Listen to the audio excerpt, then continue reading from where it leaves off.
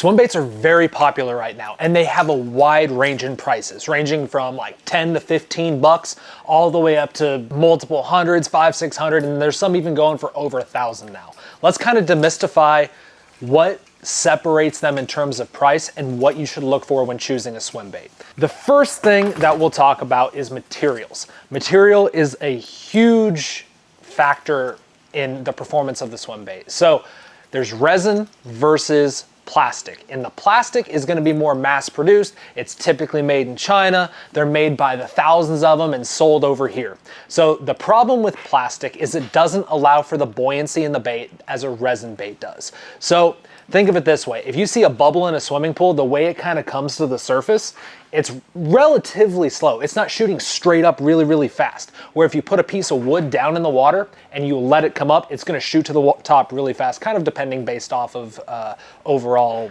structure of the actual object. But generally, like, that piece of wood's gonna come up a little bit faster than that air bubble. So the primary source of buoyancy for a plastic bait is air. Primary source of buoyancy for a resin bait is microballoons.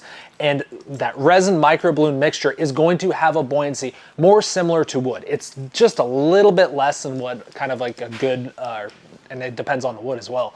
But it's gonna have buoyancy that more tends to like emulate wood in a much more easy to produce manner. But the overall buoyancy of a plastic bait, that primary source of being air, means that you're not going to be able to get away with as much weight in the bottom of this bait as you will a resin bait. So that's going to allow that the bait to actually perform wider and swim wider in the water and also be more balanced as you're working it. So those two factors is something that kind of helps catch a lot more fish than something that's going to not necessarily swim as wide or be as stable. And the second aspect of what's the difference between a plastic bait that's on the cheaper end versus a higher end resin bait is the overall design of the bait. So a plastic one is going to be more designed by a guy in China trying to capitalize off of an American trend. So swim baits are massively popular right now. Everyone's trying to catch fish on them. Everyone's trying to make them and sell them, and everyone's trying to paint them up and sell them as well. Everyone's trying to make $1 on swim baits.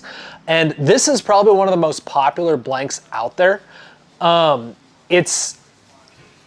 People are buying them for $2, $3 a piece on Alibaba, eBay, Amazon, whatever, painting them up, putting a nice paint job on it and selling it for 40, 50, 60 bucks and thinking like, oh, I'm capitalizing on this hot market.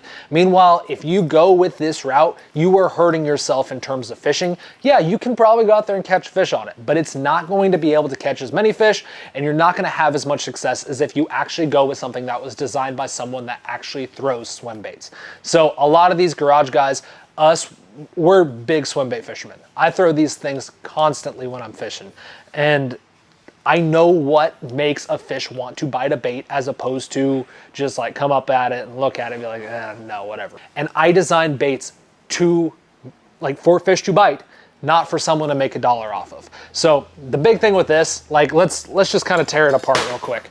In my opinion, the tail's got too much drag on this thing. As this bait bends and comes around the corner, it's dragging too much and it's almost banana-ing in the water. It's rolling as it comes through the water instead of staying nice and true like an actual shad would. So yeah, in my opinion, this bait would be so much better if they eliminated a little bit of the weight out of the tail, move this joint back a little bit. It's too much up front. You don't have as much material in the head. It's restricting the momentum as it comes through the water, and it's just killing the action of this bait. So look, guys, I know it's got the little brush tail, like it's really popular right now. They're trying to make it look like something that's really popular.